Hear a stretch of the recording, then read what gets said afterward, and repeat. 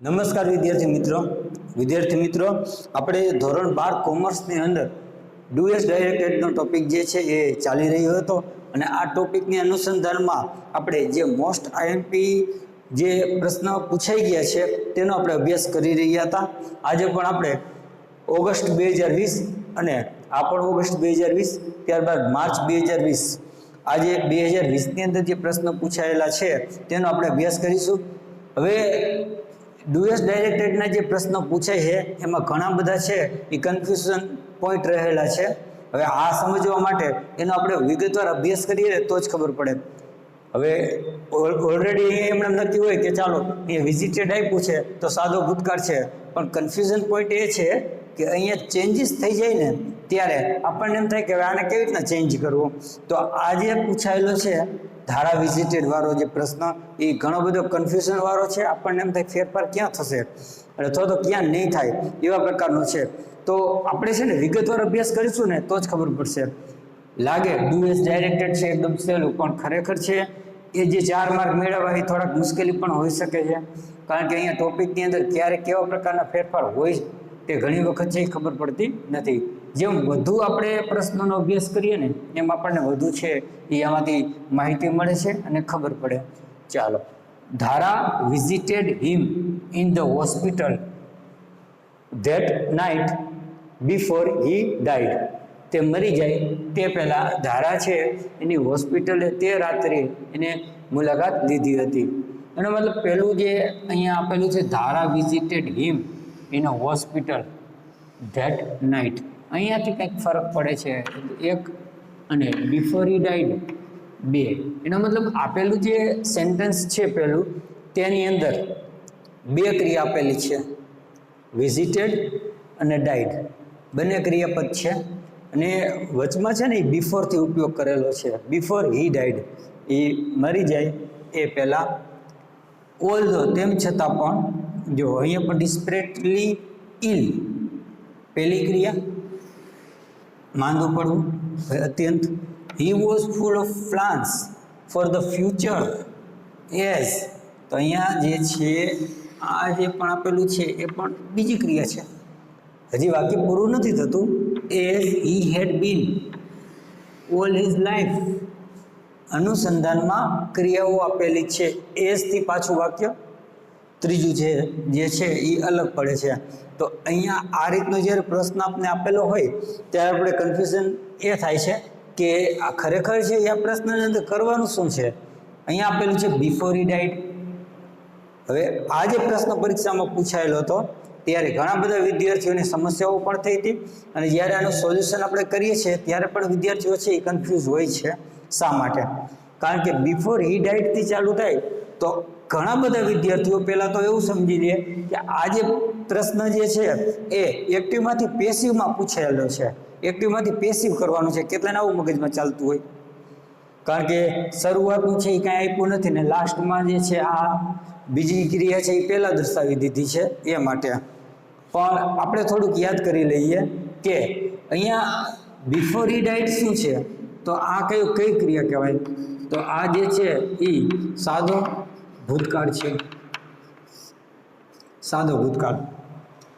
તો આ કઈ ક્રિયા છે, તો એનો મતલબ એ પણ સાદો ભૂતકાળ છે। તો અહીંયા બિફોર જે આપેલું છે એ કેનો કાળસૂચક શબ્દ છે એ આપણે સમજવું જરૂરી છે। હવે બિફોર હી ડાઈડ લખ્યું છે એનો મતલબ સાદો ભૂતકાળ છે, તો હવે આ જે ક્રિયા છે એને કેમાં ચેન્જ કરવાની છે, અહીંયા આ કન્ફ્યુઝન છે ને એ વિદ્યાર્થીઓની અંદર વધારે જોવા મળે છે।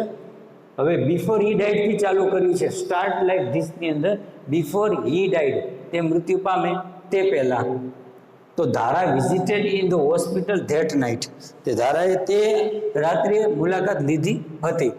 તો લીધી હતી તો આમાંથી પહેલાં ક્રિયા કઈ થાય, તો પહેલાં છે ને એ મૃત્યુ પામે એ પહેલાં એને વિઝિટ કરી હતી, બરોબર છે। તો હવે આપણે થોડુંક યાદ કરીએ, સાદો ભૂતકાળ છે એની અંદર બિફોર નો આવે, આફ્ટર નો આવે, પછી ચાલુ ભૂતકાળ છે બરોબર છે તો એની અંદર વેન કે વાઇલ આવી શકે, પછી પૂર્ણ ભૂતકાળ હોય ને તો એની અંદર બિફોર આવે, ત્યારબાદ જે છે આફ્ટર પણ આવી શકે, તો એનો મતલબ અહીંયા બિફોર લખ્યું હોય અને પાછું એક જ વાક્યની અંદર બે ક્રિયા ક્યારે આવે, તો આપણે એ પણ યાદ રાખવાનું કે જ્યારે પૂર્ણ ભૂતકાળ આપેલી હોય કઈ ક્રિયા, ત્યારે અનુસંધાનમાં સાદા ભૂતકાળની ક્રિયા છે ને એ હંમેશા સાથે આવે. અનુસંધાનમાં સાદા ભૂતકાળની ક્રિયા એ હંમેશા સાથે આવે. તો એનો મતલબ એવું થાય કે સાદો ભૂતકાળ હોય તો આપણે આમ યાદ રાખવાનું, સાદા ભૂતકાળની સાથે હંમેશા અનુસંધાનમાં એટલે સાથે પૂર્ણ ભૂતકાળની ક્રિયા આવે છે. સાદા ભૂતકાળની સાથે હંમેશા અનુસંધાનમાં પૂર્ણ ભૂતકાળની ક્રિયા આવે છે. એનો મતલબ બિફોર હી ડાઈડ કેવું છે, તો અહીંયા કાળસૂચક શબ્દ પણ આપણને ઓલરેડી આપેલો છે. બિફોર છે, આફ્ટર છે, એ પૂર્ણ ભૂતકાળની અંદર આવે. તો પહેલી ક્રિયા કાં તો સાદો ભૂતકાળ હોય, બીજી ક્રિયા અનુસંધાનવાળી પૂર્ણ ભૂતકાળ હોય, કાં પહેલી જે ક્રિયા છે એ પૂર્ણ ભૂતકાળ આપેલી હોય તો અનુસંધાનમાં બીજી જે ક્રિયા છે એક જ વાક્યની અંદર તે સાદા ભૂતકાળની હોય. તો બિફોર હી ડાઈડ લખ્યું છે, અહીંયાથી આપણે વાક્ય છે એ અલગ થાય છે. તો બિફોર હી ડાઈડ આપ્યું છે એનો મતલબ આ સાદો ભૂતકાળમાં આને પહેલાં ફેરવવાનું છે ને ની સાથે. તો હવે સાદો ભૂતકાળ પહેલાં આવે તો ઓબ્વિયસ એ જ વાક્યની અંદર તો અનુસંધાનમાં બીજી ક્રિયા કઈ આવે, તો બીજી ક્રિયા જે છે એ હંમેશા અનુસંધાનમાં પૂર્ણ ભૂતકાળની ક્રિયા આવે છે. એનો મતલબ આ જે વાક્ય છે આને આપણે પૂર્ણ ભૂતકાળમાં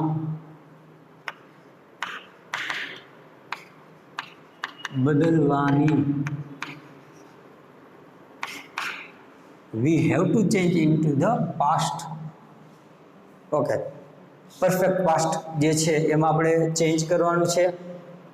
તો હવે આપણને પેલું જે વાક્ય છે ત્યાંથી જ આપણે સમજવાનું હતું, કારણ કે આ જે છે આ પોઈન્ટ જ છે એ આપણા માટે કન્ફ્યુઝન હતો. બિફોર હી ડાઈડ આપે એટલે મોટાભાગના વિદ્યાર્થીઓ એવું સમજી બેસે છે કે ચાલો આ જે છે એક્ટિવ પેસિવનું હોઈ શકે, કારણ કે પહેલાંનું છેલ્લે છેલ્લાનું પહેલું, આવું ઘણું બધા 50% વિદ્યાર્થીઓને આવું ચાલતું હોય મગજમાં. પણ બિફોર આપેલું છે તો બિફોર છે એ કાળસૂચક શબ્દ છે. હવે કાળસૂચક શબ્દ છે બિફોર, આફ્ટર તો કેનો છે, તો પૂર્ણ ભૂતકાળનો. પૂર્ણ ભૂતકાળનો હોય તો અનુસંધાનમાં હી ડાઈડ આપ્યું છે તો સાદો ભૂતકાળ થાય.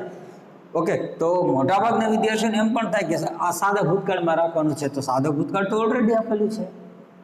તો સાદા ભૂતકાળનું ઓલરેડી આપેલું હોવાના કારણે અહીંયા છે એ આપણે કન્ફ્યુઝ થવાની જરૂર નથી. બિફોર હી ડાઈડ છે તો આપણે તેને ધ્યાનમાં રાખીને, બિફોરને ધ્યાનમાં રાખીને, કાળસૂચકને ધ્યાનમાં રાખીને આપણે બીજી જે ક્રિયા છે એ પૂર્ણ ભૂતકાળની જે છે એ થવી જોઈએ. એટલે આપણે આપેલું જે આ વાક્ય છે એને આપણે પૂર્ણ ભૂતકાળમાં ફેરવીશું. હવે અહીંયા ડુએસ ડાયરેક્ટેડની અંદર આ રીતની છે ને ઘણી બધી કન્ફ્યુઝન છે એ જોવા મળશે. જેટલા પ્રશ્ન હશે ને એટલામાં કંઈક ને કંઈક અલગ એવો પોઈન્ટ આપેલો હશે જે ખરેખર છે આપણને ભૂલ પડાવ્યા. તો એટલા જ માટે આપણે વધુ જે પ્રશ્નો છે એનો અભ્યાસ કરવાનું રીઝન જ એ છે કે કદાચ આ પૂછાય તો આપણને અહીંયા છે એ ભૂલ ન પડે, કારણ કે આપણે ઓલરેડી શીખેલા હોય વ્યવસ્થિત તો અહીંયા વાંધો આવશે નહીં. ચાલો, તો સાદા ભૂતકાળની પહેલાં ક્રિયા આપેલી છે બિફોર સાથે જોડીને, તો અનુસંધાનમાં ક્રિયા જે છે એ બીજી પૂર્ણ ભૂતકાળની થવી જોઈએ. હવે પૂર્ણ ભૂતકાળની થવા માટે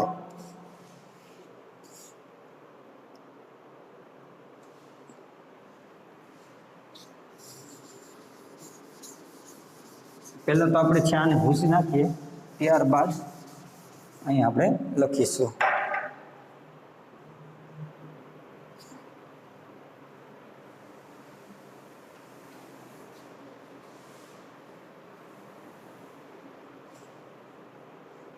હી ડાઈડ ત્યાં સુધી આપેલું છે. હવે ડોટ કરીને હશે તો આપણે સ્ટાર્ટિંગ છે એ અહીંયાથી જ કરવાનું છે. સ્ટાર્ટ લાઈક ધીસથી. હવે આની અંદર બિફોરથી ચાલુ કરેલું છે હી ડાઈડ, એટલે સાદો ભૂતકાળ છે પહેલું, તો અનુસંધાનની ક્રિયા છે એ અલ્પવિરામ કરીને આપવાની હોય. જેમ કે અહીંયા છે, ધો desperately ill he was full of plans for the future as he had been all his life. અહીંયા વાક્ય પૂરું થાય. હવે આપેલું જે વાક્ય છે એની અંદર આપણે બિફોર હી ડાઈડ છે તો ડાયરેક્ટ પહેલાં આપણે અલ્પવિરામ કરી નાખીશું. ત્યારબાદ છે ધારા. એનો મતલબ અહીંયાથી ક્યાંયથી ચાલુ નથી કરવાનું, અહીંયા ફાટો પડે છે. આ પહેલી ક્રિયા છે આપણે લીધી, તો ઓબ્વિયસ હવે આને આપણે કરી નાખશું બીજી ક્રિયા. આ બીજી ક્રિયા જે છે અહીંયાથી કર્તા ક્રિયાપદ અને કર્મથી જોડશું. પહેલાં લખેલું છે ધારા, આપણે પણ છે એ ધારા લખીશું.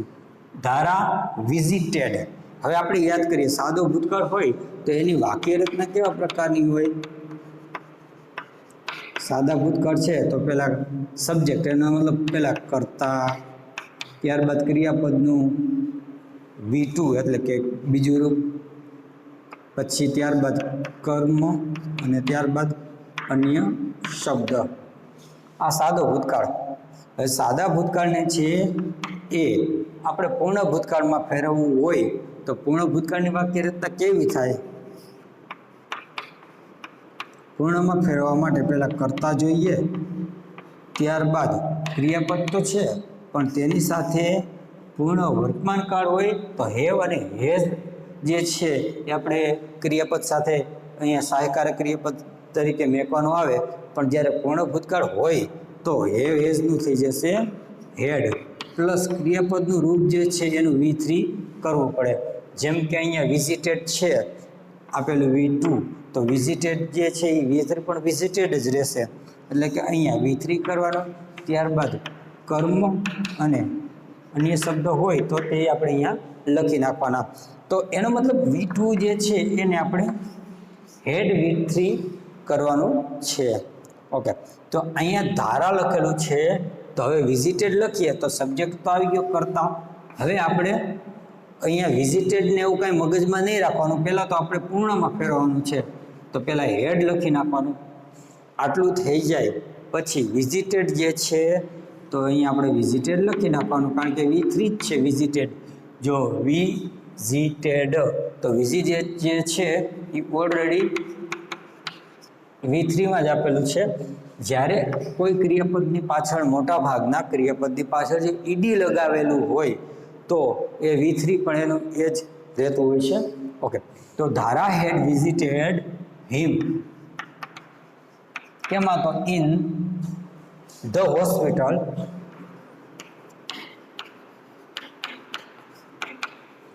Hospital that night, full stop. અહીંયા આપણું વાક્ય જે છે એ પૂરું થાય છે.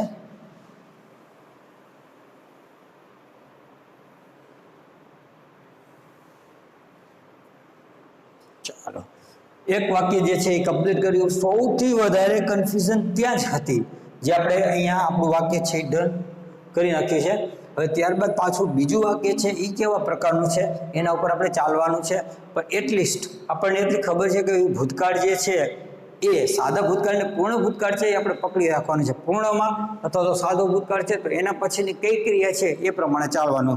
સાદો ભૂતકાળ છે તો પૂર્ણ, ચાલુ ભૂતકાળ હોય તો પૂર્ણ કરવાનું જ છે, પણ ચાલુ પૂર્ણ કરવાનું. તો આ રીતનું જે વાક્ય છે એ આપણે આગળ ચાલતા જશું, જોતા જશું. ચાલો, હવે અહીંયા જે છે એ જોઈએ તો ઓલ ધો એટલે તેમ છતાં પણ, ડિસ્પેરેટલી ઇલ ગંભીર ખૂબ જ છે એ બીમાર હોવા છતાં પણ, he was a full of plans જે છે એ ખૂબ જ આયોજન એનું જે ભવિષ્યને લઈને છે એ કરેલું હતું.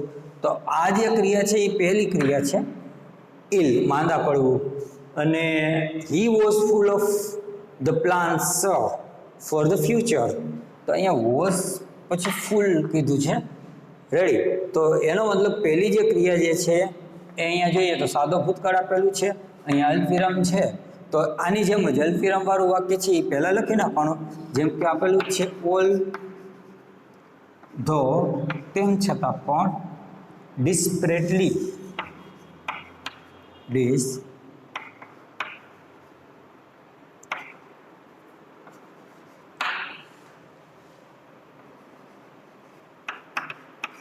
અલ્પવિરામ.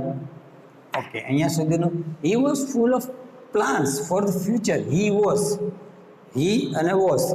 હવે આપણે થોડુંક સામાન્ય સમજી લઈએ કે સાદો ભૂતકાળ હોય ને એની અંદર વોઝ અથવા તો વેર ક્યારેય નથી આવતા. સાદા ભૂતકાળની અંદર ક્યારેય ન આવે. તો આવે પણ ખરા તો ક્યારે આવે? તો આપણે યાદ એમ રાખવાનું છે કે જો વાક્યની અંદર ક્યારેય કર્તા ન આપેલું હોય, ક્રિયાપદ ન આપેલું હોય ને ત્યારે સહાયકારક ક્રિયાપદની જરૂર પડે. તો આ વાક્યની અંદર આપણે વાંચીએ તો હી was full of plans for the future. તો હી વોઝ એટલે તેઓ હતા, તે હતો, બરોબર છે. ફૂલ ઓફ પ્લાન્સ એટલે આયોજનથી ભરપૂર હતો, ભવિષ્યના જે આયોજન છે તેને રિગાર્ડિંગ. તો અહીંયા વોઝ આપેલું છે તો તમે જોશો ને તો મુખ્ય ક્રિયાપદ નથી આપેલું, અને જો ક્રિયાપદ આપેલું હોય ને તો વોઝ કે વેર ન આવે. જેમ કે અહીંયા હી ડાઈડ, જેમ કે અહીંયા ધારા પછી વિઝિટેડ જ આવે. હમણાં આપણે વાક્ય રચના જોઈ થોડીક વાર પહેલા. તો સાદા ભૂતકાળની અંદર કરતા પછી V2 જ આવે. તો અહીંયા જોઈએ ને તો આપણને ખબર પડે કે કરતા છે, પછી ડાયરેક્ટ ટુ બી નું રૂપ છે વોઝ અથવા તો વેરને ધ્યાનમાં રાખીને, અને ક્રિયાપદ જે છે એ નથી આપેલો. તો એના ઉપરથી એ નક્કી થઈ ગયું કે કાં તો વોઝ વેર છે એ હાજર હોય અથવા તો ક્રિયાપદ છે ને એ હાજર હોય. ટૂંકમાં આ બંને છે ને ક્યારેય સાથે ન હોય. જો વોઝ વિઝિટેડ આપણે લખીએ ને તો એનો મતલબ એ જે છે ને પેસિવ બની જાય, જે આપણે ટેન્સમાં એનું કાંઈ કામ નથી. પેસિવ જે છે એ આવશે પણ અત્યારે ટેન્સમાં એનું કામ નથી. તો હવે અહીંયા એ યાદ રાખવાનું છે કે અહીંયા કરતા પછી વોઝ આપેલું છે એટલે કે સાદો ભૂતકાળ. તો સાદો ભૂતકાળ હોય તો અહીંયા ક્રિયાપદ નથી આપેલું. જો ક્રિયાપદ આપેલું હોત ને તો સાદો ભૂતકાળનો, તો અહીંયા વોઝ કે વેરનું આપેલું હોત. તો આપણે એ બધી વસ્તુને ધ્યાનમાં રાખીને અહીંયા આપણે પૂર્ણ ભૂતકાળમાં ફેરવવાનું થાય. એટલે હવે આપેલી જે ક્રિયા છે ને એ કેવા પ્રકારની છે? તો was, he was full of plans for the future. તે ભવિષ્યની જે આયોજન છે તેના ઉપર ખૂબ જ, બરાબર, એને આયોજિત છે એનું કામ. તો હી વોઝ ફૂલ, તો આપણે શું લખવું જોઈએ? ઇલ સુધી લખ્યું. હવે આપણે લખવાનું છે હી વોઝ ફૂલ. તો હી તો આવશે પહેલા. તો હવે was full of plans, was full of plans થોડુંક સમજી લઈએ. સાદા ભૂતકાળની અંદર અહીંયા તમે વાંચો તો ખબર પડે કે વોઝ ફૂલ ઓફ પ્લાન્સ તે ભવિષ્યના આયોજનમાં હતા. ની અંદર હોવું તો એ તો ચાલુ ક્રિયા થઈ, જે તે સમયે ચાલુ હતી તો ચાલુ ભૂતકાળ થયો. પણ આ ચાલુ ભૂતકાળનું વાક્ય છે એનો મતલબ એવું પણ થાય, ચાલુ ભૂતકાળનું વાક્ય હોય તો આપણે ચાલુ પૂર્ણ ભૂતકાળમાં ફેરવવું પડે. કારણ કે સાદો ભૂતકાળ હોય તો પૂર્ણ ભૂતકાળ થયો, ચાલુ ભૂતકાળ હોય તો ચાલુ પૂર્ણ ભૂતકાળમાં ફેરવવું પડે. તો અહીંયા આ જે હી વોઝ ફૂલ ઓફ પ્લાન્સ તેઓ હતા એનો મતલબ ત્યાં હોવું ને એ પણ છે ને એ ચાલુ ક્રિયા છે, જે તે સમયે હતી એટલે ચાલુ ભૂતકાળ થયો. હવે ઘણા બધાને મગજમાં એમ ચાલતું સર કે અહીંયા આઈએનજી તો લખેલું નથી. આઈએનજી શા માટે નથી લખેલું? તો એનું એક જ રીઝન છે, તેઓ છે ને એ આયોજનમાં હતા જે તે સમયે, પણ ક્રિયા નથી જ કરતા. ક્રિયાપદ એટલા માટે નથી આપ્યું. જો ક્રિયાપદ આપેલું હોત ને તો આઈએનજી વાળું હોત. એનો મતલબ અહીંયા હવે આપણે એને જો ચાલુ ભૂતકાળ જે છે એને એમાં ચેન્જ કરીશું, ઓકે, પણ ચાલુ ભૂતકાળને ચેન્જ કરવા માટે આઈએનજી હોવા જોઈએ ને, નથી. તો આપણે શું કરવાનું છે? તો ચાલુ ભૂતકાળ છે કેવી રીતના? તો કરતા પછી વોઝ અથવા તો વેર આપેલું હોય, પછી ક્રિયાપદ છે એ નથી આપેલું, ડાયરેક્ટ વાક્ય આપેલું હોય, તો હવે ચાલુ ભૂતકાળ જે આ ક્રિયા કન્ડિશન વાળું હોય તો આપણે એને ચાલુ પૂર્ણમાં શા માટે? કારણ કે ઓલરેડી પૂર્ણમાં ફેરફાર ચાલે છે આપણે એટલા માટે ભૂતકાળ. તો કરતા પછી શું કરવાનું? તો પાછું અહીંયા વોઝ વેર છે એ ચાલુ ભૂતકાળમાં આવે તો આપણે ચાલુ પૂર્ણ ભૂતકાળમાં કેવું આવે? તો હેડ લખવું પડશે, ધેન બીન પણ લખવું. હેડ બીન આટલું લખીએ પણ ક્રિયાપદ નથી આપ્યો, નહીંતર આઈએનજી આવે. કારણ કે ક્રિયાપદ છે એની સાથે આઈએનજી લખવું પડે. ચાલુ પૂર્ણ ભૂતકાળમાં ફેરવવું હોય તો હેડબીન અને આઈએનજી કરવું પડે. હેડબીન વિઝિટિંગ આવે એ રીતના. તો અહીંયા ચાલુ પૂર્ણ ભૂતકાળમાં ફેરવવા માટે કરતા પછી હેડ અને પછી બીન લખવું પડે. જે છે ને એ ક્રિયાપદ ચાલુ ભૂતકાળની છે ને, ચાલુ પૂર્ણ ભૂતકાળની વાક્ય રચના છે, પણ અહીંયા ક્રિયાપદ નથી આપ્યો તો ધેટ મીન્સ આપણે પણ છે એ ક્રિયાપદ ન લખી શકીએ. તો આટલું થશે ને, આ જે છે વોઝ વેર કાઢીને એની જગ્યાએ હેડ બીન લખવાનું થાય. તો આપણે છે ને અહીંયા એ જ પ્રમાણે ચાલવાનું છે. તો પહેલાં શું કરીશું આપણે, તો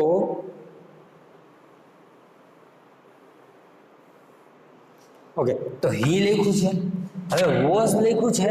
તો વોઝ તો ચાલુ કાળ માટે આપેલું છે, તો આપણે પહેલાં છે ને એને પૂર્ણમાં ફેરવે એટલે હેડ થઈ ગયું. હવે ચાલુ ક્રિયા છે તો બીન કરવું પડે.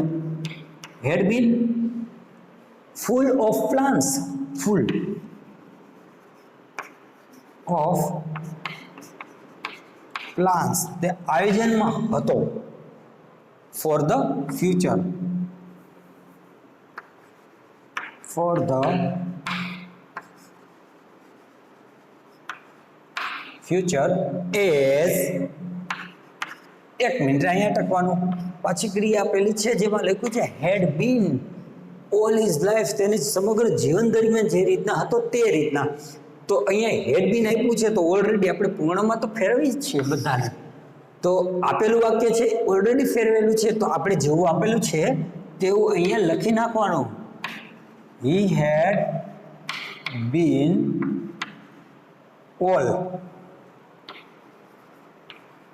all his life. સો આ વાક્ય જે છે લાસ્ટ વન એની અંદર જેવું આપેલું છે તેવું આપણે લખ્યું, કારણ કે ઓલરેડી હેડ બીન આપેલું છે. તો ઓવરઓલ જોઈએ ને તો આ જે પ્રશ્ન આપેલો છે એ ખરેખર છે એ થોડોક ડિફિકલ્ટી વાળો છે. જો અહીંયા શરૂઆતથી જ પ્રોબ્લેમ ચાલુ થયો, ત્યારબાદ અહીંયા પણ કન્ફ્યુઝન પોઈન્ટ હતી. આપણે સાદો ભૂતકાળ સમજી લઈએ અને તો ખાલી પૂર્ણ કરી નાખીએ તો આપણે હેડ કરીએ, પણ અહીંયા ચાલુ કાળ છે વાંચીએ ને તો ખબર પડે. જેમ કે હું એમ કહું કે ચાલો કે all the student in the class, બધા વિદ્યાર્થીઓ છે એ ક્લાસની અંદર છે. તો હવે આ કયો કાળ થાય? તો બેઝિકલી જો જોઈએ કોઈ તો એમાં આઈએનજી નથી આપ્યું, મોટાભાગના વિદ્યાર્થીઓ આવું કરે તો એનો મતલબ સાદું ભૂતકાળ છે. પણ ક્લાસમાં હોવું ને એ ચાલુ ક્રિયા કહેવાય. શા માટે? કારણ કે અહીંયા ક્રિયાપદ નથી આપેલો. શા માટે નથી આપ્યો? કારણ કે ક્લાસમાં વિદ્યાર્થીઓ છે એવું કીધું છે, વર્ક કરી રહ્યા હતો તો all the student are writing, all the student were writing, જે બી લખો તો એ રીતના વાક્ય છે ને એ આઈએનજી સાથે આપે. પણ જો ક્રિયા જ નથી કરતા ને તે જગ્યાએ હોવું એ પણ ચાલુ ક્રિયા છે. બધા વિદ્યાર્થીઓ ક્લાસમાં છે, ક્લાસમાં હોવું તે ચાલુ ક્રિયા છે, પણ કાંઈ ક્રિયા નથી કરતા, ક્લાસમાં માત્ર છે એવો ભાવ દર્શાવે છે, એટલા માટે આ ક્રિયાપદ નથી આપ્યું, આઈએનજી નથી આવ્યું. એ જ રીતે અહીંયા પણ હી વોઝ પ્લાન, એનો ફૂલ પ્લાન હતો જ, આયોજિત જ હતા. તો એ ક્રિયા ચાલુ હતી જે તે સમયની એટલે ચાલુ ભૂતકાળ, તો આપણે એને હેડબીન કર્યું. તો આ રીતનું આનું સોલ્યુશન જે છે એ આપણે કરવું પડે. હવે આપણે બીજો પ્રશ્ન જોઈએ.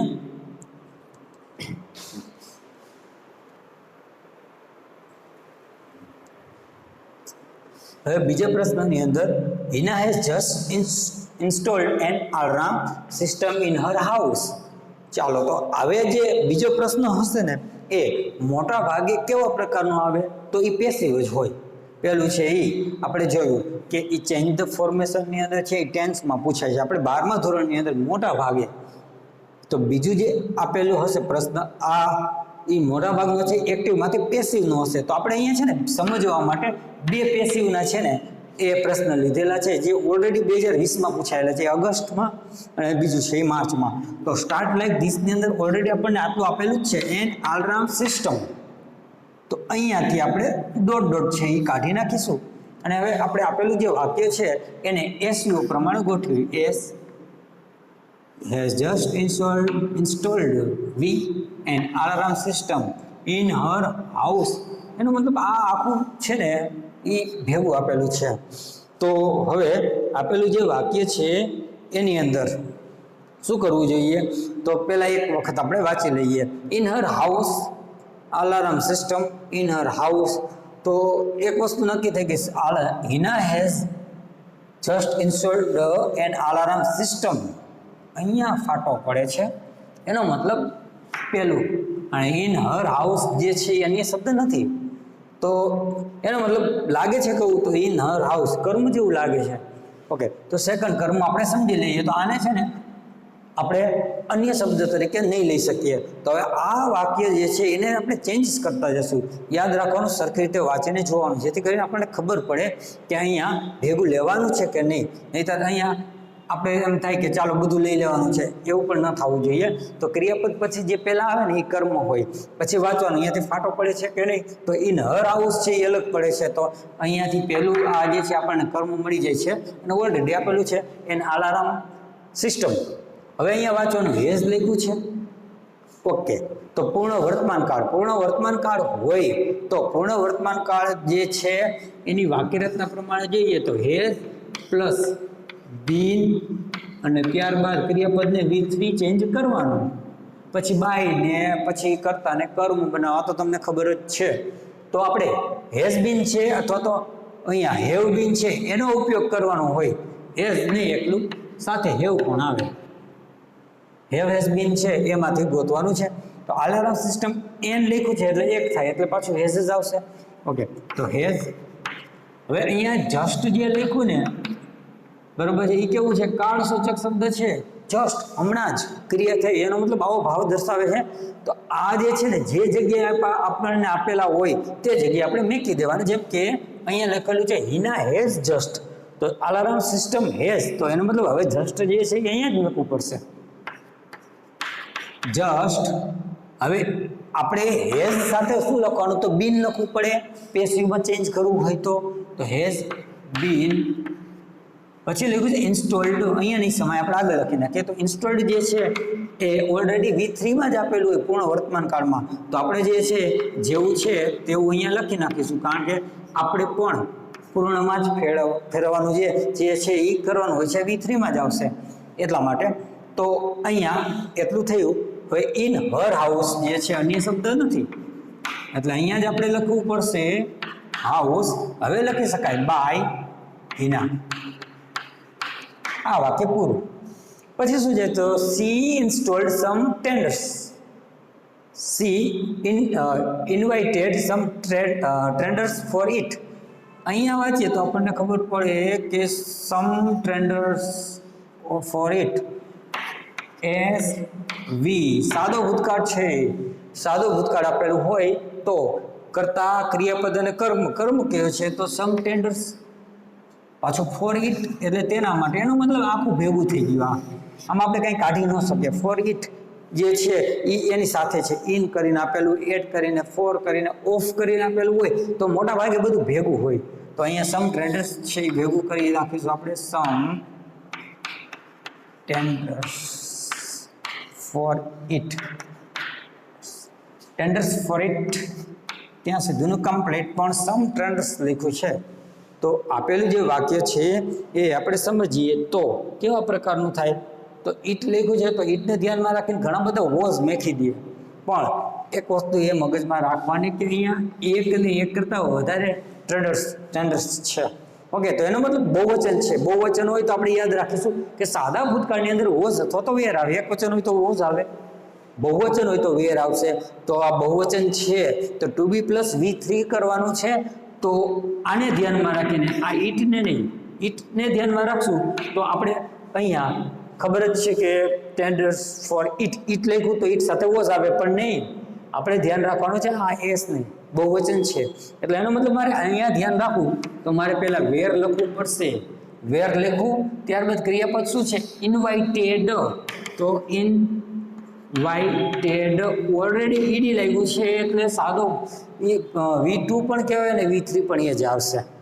તો વેર ઇન્વાઇટેડ બાય કેના દ્વારા આપવામાં આવ્યું છે, બોલાવવામાં આવ્યા છે? તો બાય સી. સી છે કર્મ, કરતા છે તો એને આપણે કર્મ બનાવીએ તો હળ થઈ જાય, ફૂલ પોઈન્ટ. હવે ત્રીજું વાક્ય છે તો એ જોઈએ તો ધ્યાન લખ્યું છે પહેલાં. તો ફરીથી યાદ અપાવી દઉં, જ્યારે સાથે કોઈ ક્રિયા જે અન્ય શબ્દ હોય કે કાળસૂચક શબ્દ જે જગ્યાએ પડે ને એ જગ્યાએ આપણે મૂકી દેવાનું. જેમ કે સ્ટાર્ટમાં આપ્યું છે તો આપણે પણ છે સ્ટાર્ટમાં જ મૂકી દઈશું. ધેન અલ્પવિરામ તો આપણે ધેન અલ્પવિરામ મૂકી દેવાનું. હવે she was not sorting all of them. She કરતા, પછી વોઝ નોટ સોર્ટિંગ, વી ક્રિયાપદ છે અને ઓલ ઓફ ધેમ એટલે તેઓ બધાની વાત થાય છે. તો આ એનું કર્મ છે આખું. ઓલ અને પાછું ઓફ લખ્યું છે, જો ઓફ લખ્યું હોય પછી સાથે ઇન કે ફોર ને આવા જે શબ્દ આપ્યો એનો મતલબ આખું કર્મ જ હોય, યાદ રાખવાનું. તો અહીંયા ઓલ ઓફ ધેમ છે એ પહેલા લખી નાખશું. તો ઓલ ઓફ ધેમ બધા. અહીંયા વોઝ નોટ સોર્ટિંગ છે તો આપણે આ કયા કાળનું છે હવે એ આપણે નક્કી કરવું પડશે. શા માટે? તો કાળ મુજબ છે આપણે છે ને અહીંયા ટુ બીનું રૂપ મેકવું પડે. તો ટુ બીનું રૂપ છે કેવું મેકવું પડે? તો એના માટે ઓલ ઓફ ધેમ એટલે આ બધા જે છે. પછી લખ્યું છે was not sorting. Sorting ING લખ્યા છે. ઓકે, આઈએનજી આપેલા હોય તો ચાલુ કાળ હોય. પછી આગળ શું લખ્યું છે? ટુ બીનું રૂપ તો વોઝ એટલે ચાલુ ભૂતકાળ. તો ચાલુ ભૂતકાળને આપણે બરોબર છે એક્ટિવ પેસિવ હોય તો ચાલુ ભૂતકાળ જ રહે. પણ વાક્ય રચના કેવી થાય? તો અહીંયા લખવાનું ટુ બી નું રૂપ કાળ શું છે? કયું આવશે? તો વોઝ લખીએ, વેર લખીએ, બેમાંથી એક, અને સાથે છે આપણે લખવું પડે બીઈંગ, અને પછી ક્રિયાપદ છે V3 આવશે. ઓકે, તો હવે આપણે ઓલ ઓફ ધેમ લખી નાખ્યું. તો ઓલ ઓફ ધેમ ને ધ્યાનમાં રાખીને ઓલ ઓફ ધેમ ઓલને ધ્યાનમાં રાખીને આપણે અહીંયા બહુવચન થાય એટલે આપણે મેકીશું વેર. તો આપણે વેર મેકવું. હવે બીઈંગ આવવું જોઈએ. બીઈંગ શા માટે? તો બીઈંગ એ માટે કારણ કે આપણે આપેલું જે ક્રિયાપદ હોય ને એનું V3 કરવાનું હોય છે. તો શોર્ટેડ કરશું તો શોર્ટિંગના આઈએનજીનું શું કરવાનું? ચાલુ તો દર્શાવવું પડે ને, તો લખવું પડે છે ને અહીંયા. તો આપણે લખી નાખ્યું વેર. ઓકે, પણ હવે એક પોઈન્ટ છે. તો અહીંયા નોટ પણ લખેલું છે તો અહીંયા આપણે ડાયરેક્ટ બીઈંગ ન લખી શકાય, પહેલા નોટ મેકવું પડે. કારણ કે બીઈંગ અને ક્રિયાપદનું રૂપ છે એ અલગ ન થાય. તો ધેન નોટ બીઈંગ. હવે ઓકે છે નોટ બીઈંગ. પછી શું આવવું જોઈએ? તો sorted. Not being sorted. Sort લખી નાખ્યું, આઈએનજી નીકળી જાય, બીઈંગને લગાવી દીધા નોટ સાથે. હવે અહીંયા ઈડી કરીએ તો થઈ ગયું V3. કેના દ્વારા? તો બાય સી તો હર. આ થઈ ગયું પૂર્ણ વિરામ.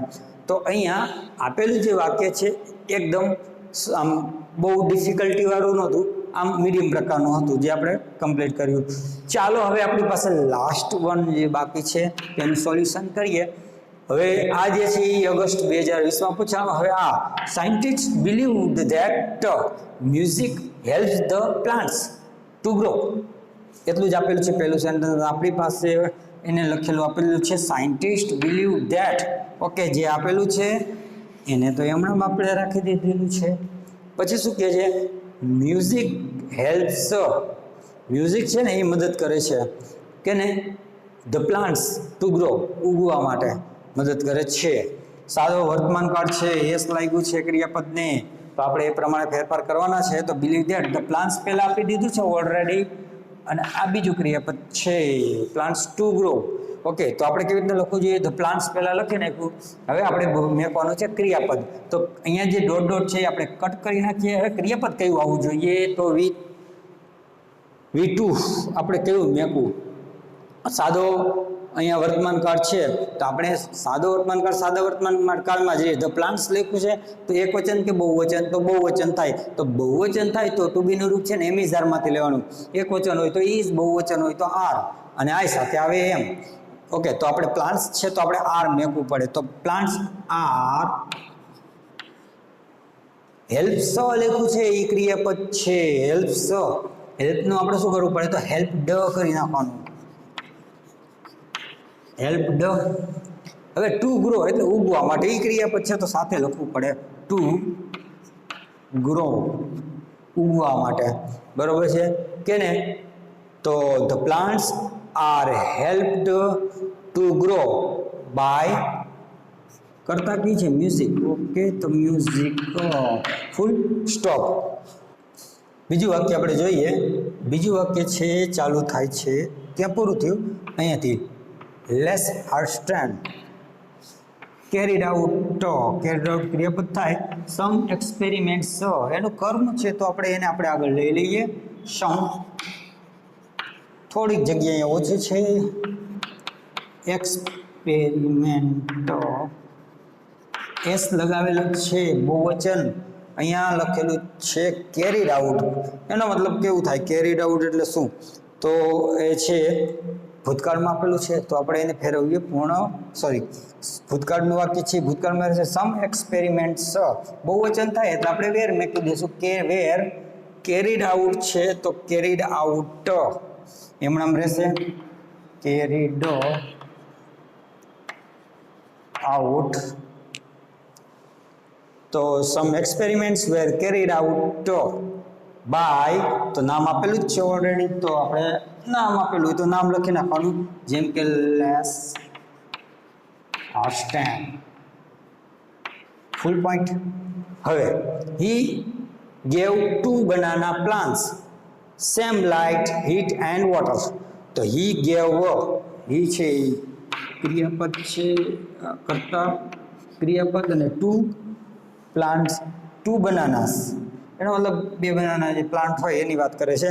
2 બનાના પ્લાન્ટ્સ આખું છે એ કર્મ થાય, તો આપણે એને પહેલા લખી નાખશું, જેમ કે 2 બનાના પ્લાન્ટ્સ. બહુવચન છે તો પહેલા આપણે નક્કી કરવું પડશે. ગીવ લખવું તો સાદું વર્તમાન કરતા ગેવ લખ્યું છે તો ભૂતકાળ થયું, તો ભૂતકાળ થાય તો બહુવચન સાથે આવશે વેર. પ્લાન્ટ લખ્યું છે આમે પણ બે આપેલું જ છે વેર. હવે શું લખ્યું? ગેવ. ગીવ ગેવ તો ગીવન, ગીવન ક્રિયાપદ મેં કહી દીધું. હવે આવવું જોઈએ શું? તો he gave 2 banana plant some light same light. Same light heat and water જે છે એ અહીંયા આપેલું જે છે અન્ય શબ્દ નથી, તો ક્રિયાપદ પછી મૂકી શકાય, તો લખી નાખવાનું કે સેમ લાઇટ, ત્યારબાદ હીટ પણ આપવામાં આવી એન્ડ સાથે વોટર છે એ પણ સરખું જ દેવામાં આવ્યું. તો 2 banana plants were given same light heat and water. કેના દ્વારા દેવામાં આવ્યું? તો બાય હી, એટલે સાયન્ટિસ્ટ. હીનું શું કરશું આપણે? તો હિમ થાય. તો આ રીતનું આપેલું જે વાક્ય છે એ આપણે આ રીતનું કમ્પ્લીટ થાય. વિદ્યાર્થી મિત્રો, હવે જ્યારે નેક્સ્ટ લેક્ચર આવશે ત્યારે આપણે તેની અંદર છે સમરી રાઇટિંગ છે એનો આપણે અભ્યાસ કરીશું. જે સમરી રાઇટિંગ જે છે એની અંદર ઘણી બધી સમસ્યાઓ થાય, તો આપણે જે મોસ્ટ આઈએમપી સમરી રાઇટિંગ છે અને કોમન જે વધારે અગત્યની હોય કોઈ પણ જે છે એ રિલેટેડ પાર્ટમાંથી પૂછાય તો એટલું જ લખી નાખવાનું. એવું કંઈક સોલ્યુશન છે અને એના ટાઇટલ પણ છે, તો એવું કંઈક આપણે જે છે એ તમને સરળ રહે અને જલ્દીથી આવડી જાય તેવા પ્રકારની સમરી રાઇટિંગ છે એનું સોલ્યુશન આપણે કરીશું. ચાલો, હવે ડુએસ ડાયરેક્ટેડ છે એ આપણે અહીંયા પૂરું કરી નાખશું. અને સાથે એક વાત એ યાદ રાખવાની છે કે આ જે પ્રશ્ન છે ને બધા બરાબર, એનો જાતે અભ્યાસ કરજો. દરેક જે પ્રશ્ન છે એની અંદર કંઈક ને કંઈક એવું નવું આપેલું હશે, તો આ નવું જે છે ને એ જ આપણને છે માર્ક કપાવે. તો એ જો આપણે નવું જે છે કંઈક ટર્નિંગ પોઈન્ટ અંદર આપેલો હોય તો એ ચેન્જ જે કેવા પ્રકારનો થાય એ જોઈ લેવાનું, જેથી કરીને છે એક્ઝામનો જો પૂછાય તો આપણને આવડી જાય. ચાલો, નેક્સ્ટ વિડીયોમાં ફરીથી આપણે મળીશું. અસ્તુ.